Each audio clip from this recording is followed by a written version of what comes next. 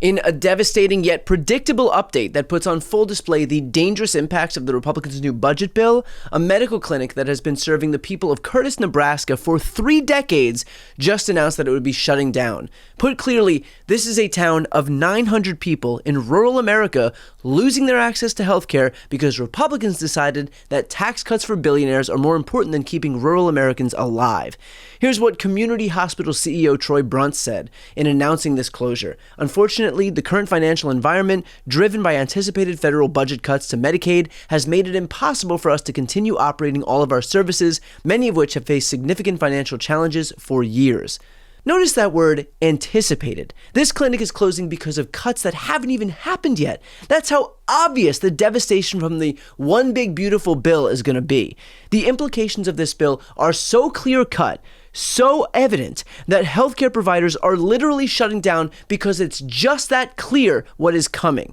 So when Republicans try and claim that healthcare won't be touched, when hospitals are already shuttering, it makes that lie a lot more difficult to prop up.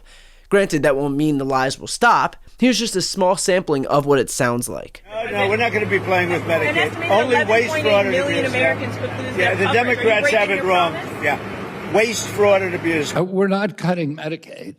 There's no cuts to Medicaid. There's simply restrictions in the growth of Medicaid over the next decade. This bill strengthens Medicaid. It will protect those benefits that hardworking Americans need, and that's why the president wants this bill to pass. Let me be crystal clear about what absolute bullshit that is. We've seen numerous estimates which show that as many as 17 million people would become uninsured by 2034 as the direct result of this bill. The American Hospital Association says that these are the largest Medicaid cuts ever proposed by Congress, totaling over $1 trillion. Rural hospitals would lose 21 cents out of every dollar they receive in Medicaid funding, leading to the closure of more than 300 rural hospitals, in addition to the one that's already closing in Nebraska. So when Republicans tell you that they're not cutting Medicaid, they are lying to your face. When they tell you that rural hospitals will be fine, they are lying to your face. When they say that this bill protects healthcare, they are lying to your face.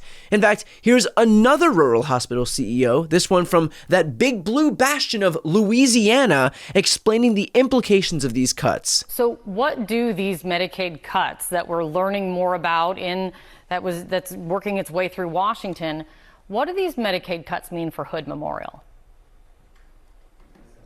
So ultimately, I want to back up a little bit. Prior to 2016, we did not have Medicaid expansion in Louisiana. Governor Edwards, that was his first official act when he signed into executive order Medicaid expansion.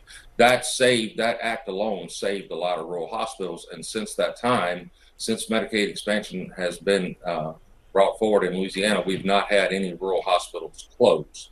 So what this has done is has allowed us to invest in additional services for our communities, invest in additional new equipment, replace aging equipment.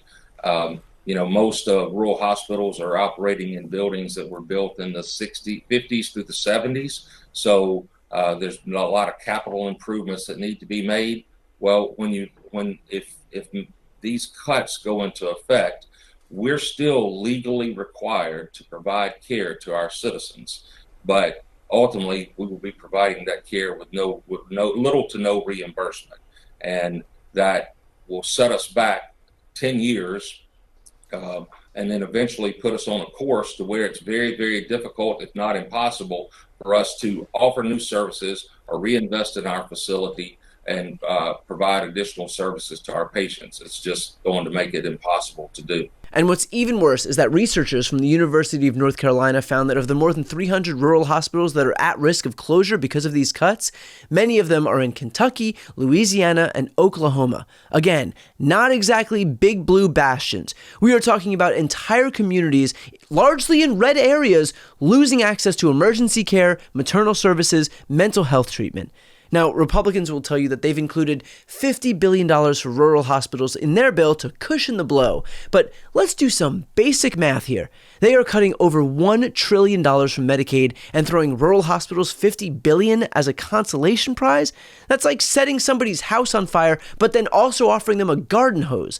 Multiple Republican senators, including Josh Hawley, Tom Tillis, and Susan Collins, have all said that $50 billion is not nearly enough. Even Republicans think their own plan is inadequate. Of course, that's clearly not enough to prevent them from actually voting for the thing, which they gladly did, meaning they know full well the consequences, and yet we're totally fine with perpetuating them. But the most ridiculous part of all of this is the sheer dishonesty. The White House literally put out a fact sheet claiming that rural hospitals comprise just 7% of all hospital spending on Medicaid, as if that somehow means they won't be devastated by these cuts. That's like saying, don't worry about that small percentage of hospitals going out of business, it's only the ones that are keeping rural America alive. And that's a point that I discussed with Pod Save America's Tommy Vitor. You have people like Lisa Murkowski who are trying to applaud the fact that she was able to make this bill less terrible by saying, okay, well, we were able to raise the rural hospital fund from $25 billion to $50 billion. But it's to offset damage that the same bill imposes. And so, like, if you're voting in favor of legislation that would strip $1.1 billion from Medicaid, but then also saying, like, hey, we're able to get, like, a few percentage points of that funding back, you don't get credit for making the thing that you are voting for less bad when you had the opportunity to just not vote for it. I mean, the example I like to use is like, this is the equivalent of her basically saying, I was able to secure fire extinguishers in this bill that would set the forest on fire. Did you see the video of her? I think she got asked by like Ryan Nobles, maybe NBC News, about criticism of the bill and criticism of her vote.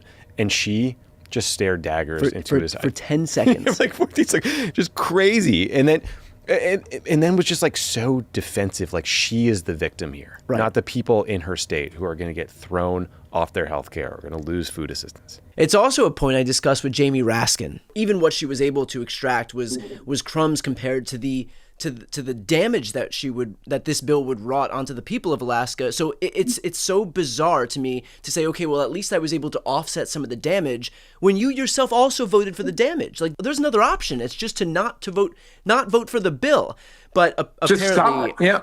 Well, to stop it. And this is something that Hakeem Jeffries has been pointing out with really, powerful effect on the floor, where he's saying, all of these Republicans from moderate districts were signing letters to the Senate, please change this and please take that. And they're trying to show, we really support Medicaid and our constituents are in trouble. Take that out. And he's saying, wait a second, this passed by one vote in the U.S. House. Had you not voted for it, you would have been able to achieve your objective of saving people from these savage Medicaid cuts. Here's what this all comes down to. Republicans are so committed to delivering tax cuts to their wealthy donors and themselves that they are willing to literally let people die to pay for it, largely their own constituents. They know that rural hospitals will close. They know that people will lose coverage. They know that communities will be left without any emergency care, and yet they're doing it anyway. Because at the end of the day, their priority is not keeping Americans healthy, it is keeping their billionaire friends happy.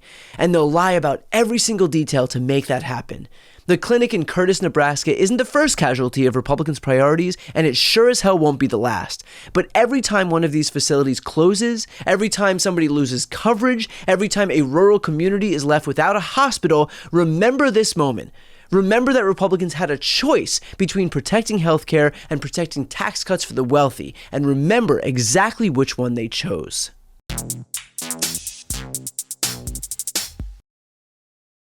Before you go, if you enjoyed this content and you want to see more and support independent media, please subscribe to this channel. The subscribe button will be right here on the screen.